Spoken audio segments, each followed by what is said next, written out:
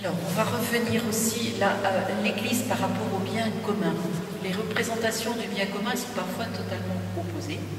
Comment l'Église existe-t-elle dans ses propres structures et communautés à la recherche du consensus?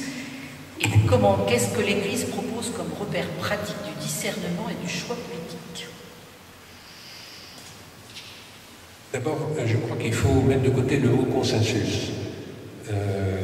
Le mot consensus est un mot extrêmement positif pour les décisions de personnes qui sont soit en petit nombre, soit réunies par vraiment un idéal commun, au sein d'un mouvement, au sein de gens qui se sont rassemblés précisément autour d'une charte ou d'un projet. Je pense que la décision par consensus est celle qu'il faut viser.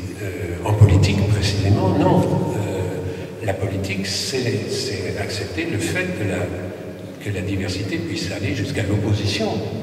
Tout le problème, c'est de révéler ça de manière institutionnelle, de façon à ce que quand on est dans l'opposition, eh bien, on reste solidaire, on attend les prochaines élections pour préparer une alternance, etc. Donc, c'est pas le règne de la violence, le règne du conflit. Hein.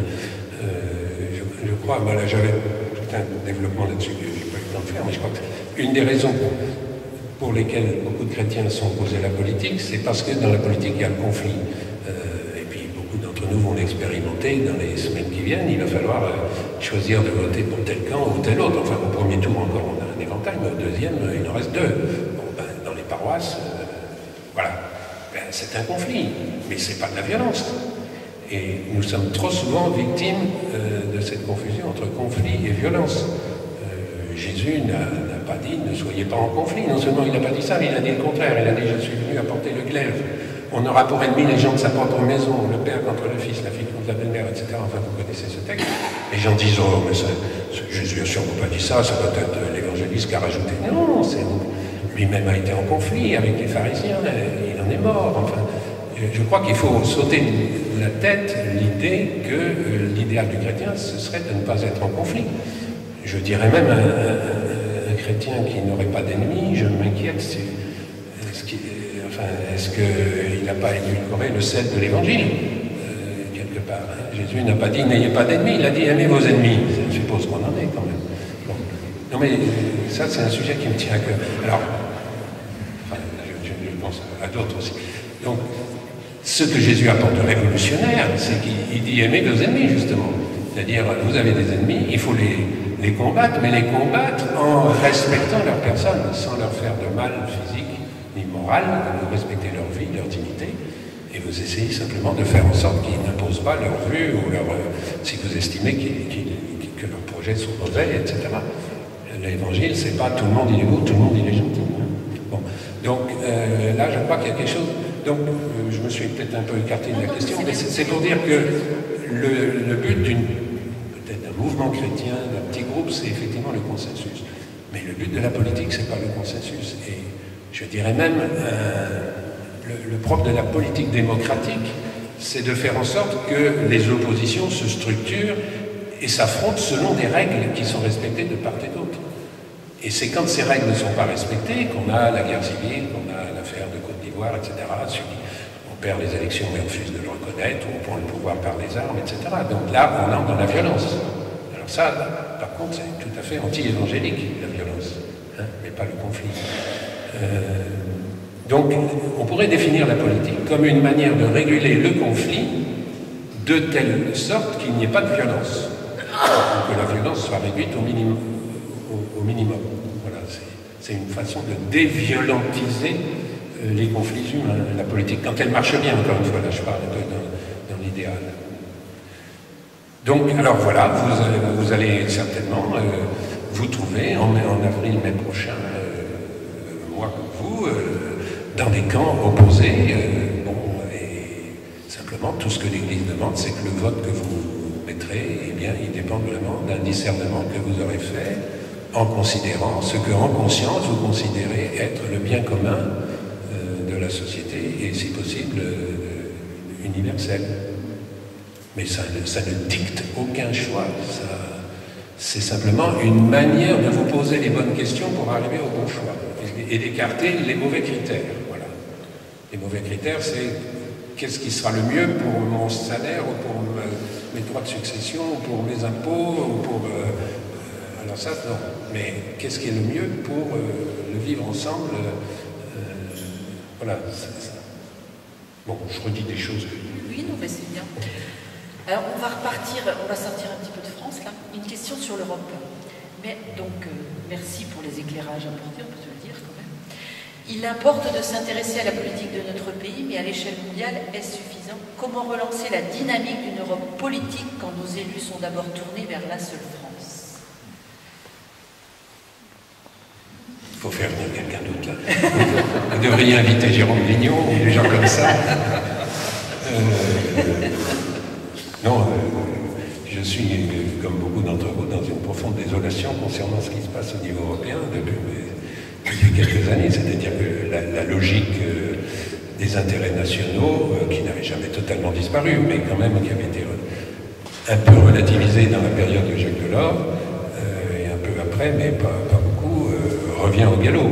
Alors, peut-être que les effets de la crise actuelle, c'est de refaire prendre conscience, enfin il y a quelques signes qui le montrent depuis quelques semaines, que finalement il faut prendre des décisions pour sauver le projet européen, disons, même quand les électorats ou les intérêts de chaque pays ne vont pas dans ce sens-là, c'est vrai, mais qu'est-ce qu'il faudrait faire?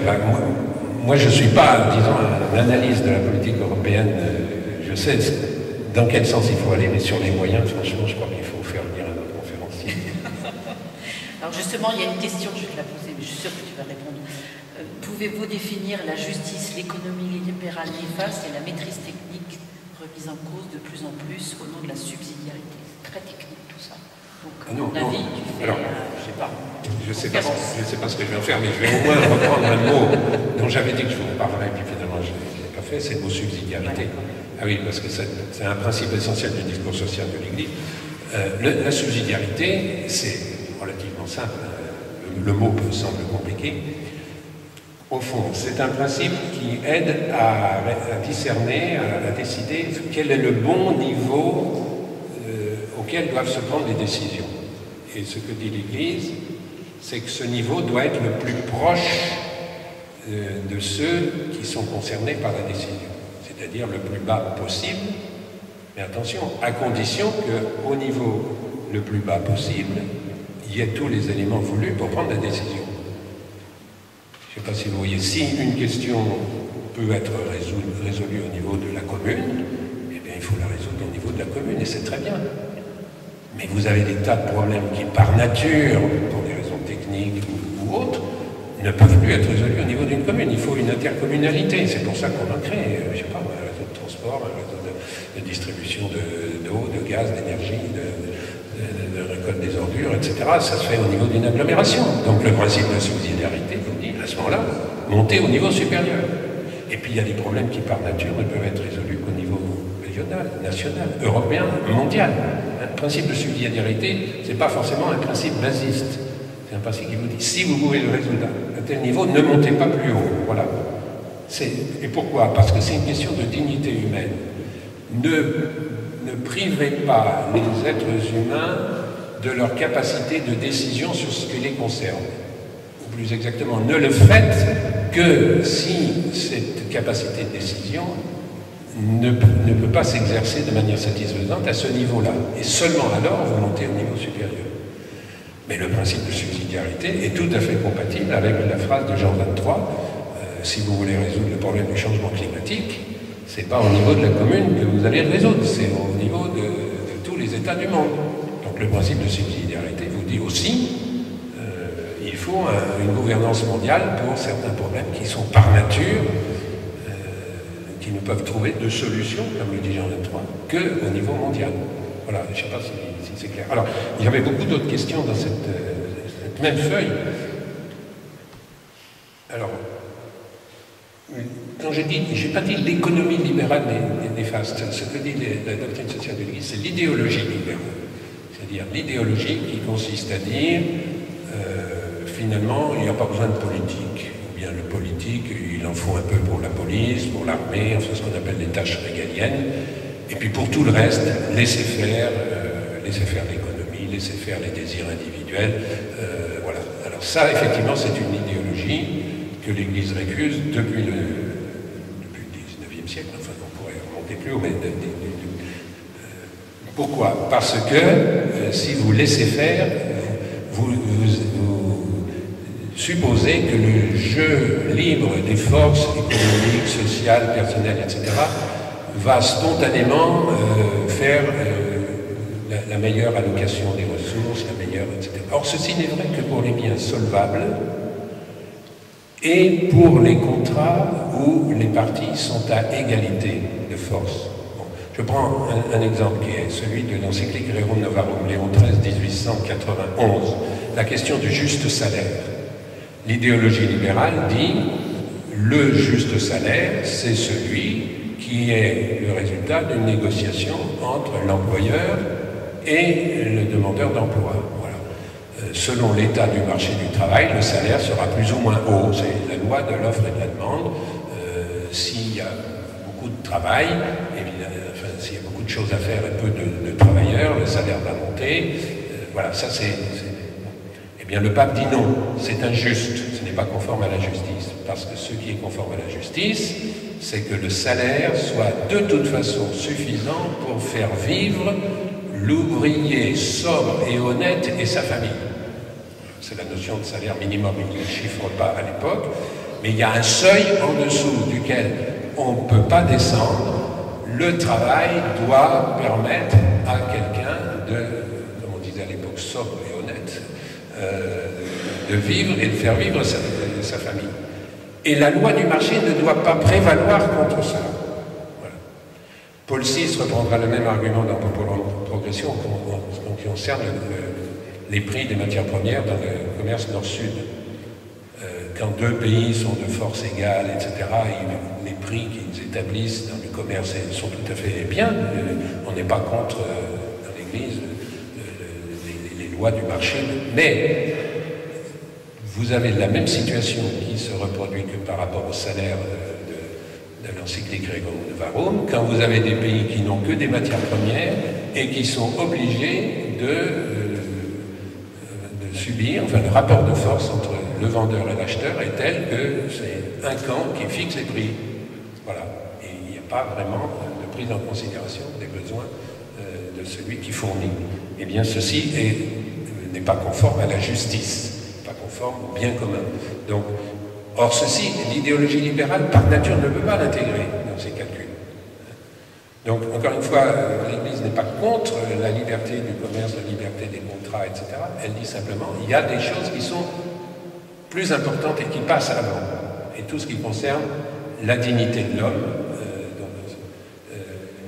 le minimum vital pour mener une vie digne d'être vécue, ça doit être une priorité, et cela, seul le politique peut l'imposer à l'économique. L'économique ne se l'imposera pas à lui-même, sauf sous la pression d'opinion publique, de mouvements, d'ONG, etc. Enfin bon, ça, mais qui sont précisément mus par autre chose que l'idéologie libérale. Mais tout ça, vous le trouverez très très bien expliqué dans Centesimus Annus, l'encyclique de Jean-Paul II de 1991, où justement, comme il y a eu l'effondrement des économies dirigées de l'Est, dont il se réjouit pour des tas de raisons politiques et autres, etc., il dit, mais attention, n'allons pas croire pour autant que l'idéologie libérale, que l'organisation totalement libérale de l'économie soit pour autant, ça reste quelque chose dont il faut se garder.